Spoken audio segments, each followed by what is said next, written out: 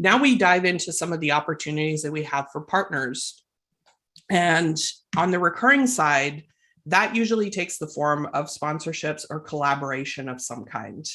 There's the traditional sponsorship model. I have had community builders have great success, especially in spaces where they are trying to, if I take some of we have an example I'll talk about later, but a community around a profession, a community around a very targeted group of people that people want access to. Community sponsorships can be a really great way to bring in those partners and say, okay, how are we helping one another over a year or whatever extended period of time? I have seen community builders also use the sponsorship opportunity to subsidize membership for their users. So they're actually lowering the barrier to access by having a sponsor come in and pay for part of that membership. That allows you, as the business person behind that community, to still get compensated for what you need to deliver, but have a split revenue model in that way.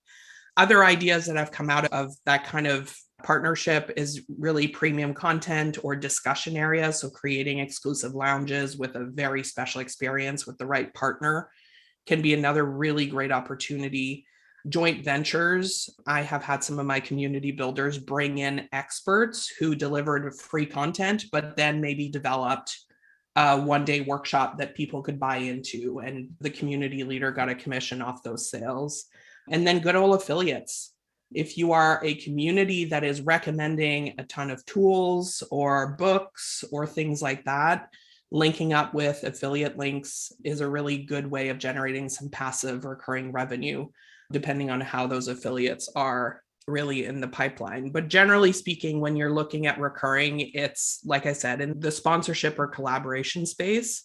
And another way of sponsoring or collaborating is really on the one-off basis. So this is great for any type of event you might be leading in the community, special releases or product launches within the community. These strategies tend to be better for a long-term, like once your community has matured a little bit because you have volume. You also have partners that are a bit more interested because they get access to a larger audience. So these are definitely for kind of more mature communities, but you're looking at things like sponsored content or ads. Obviously, you need to have a really healthy balance between ads and the experience in the community, especially if your members are paying, but it is still very much possible. One of the items in here that we will talk about in a moment is community-led services. I have seen communities actually develop a service based on curating what the members' skill sets are. We'll talk a little bit more about that one in a minute. I have a concrete example of what that looks like.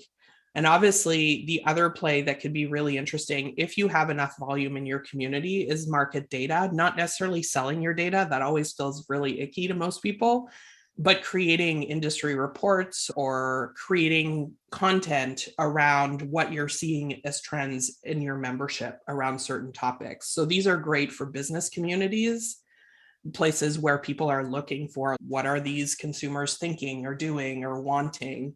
There's always an opportunity there to create a membership survey and actually start selling a report saying, based on our research, here's what people want in that industry.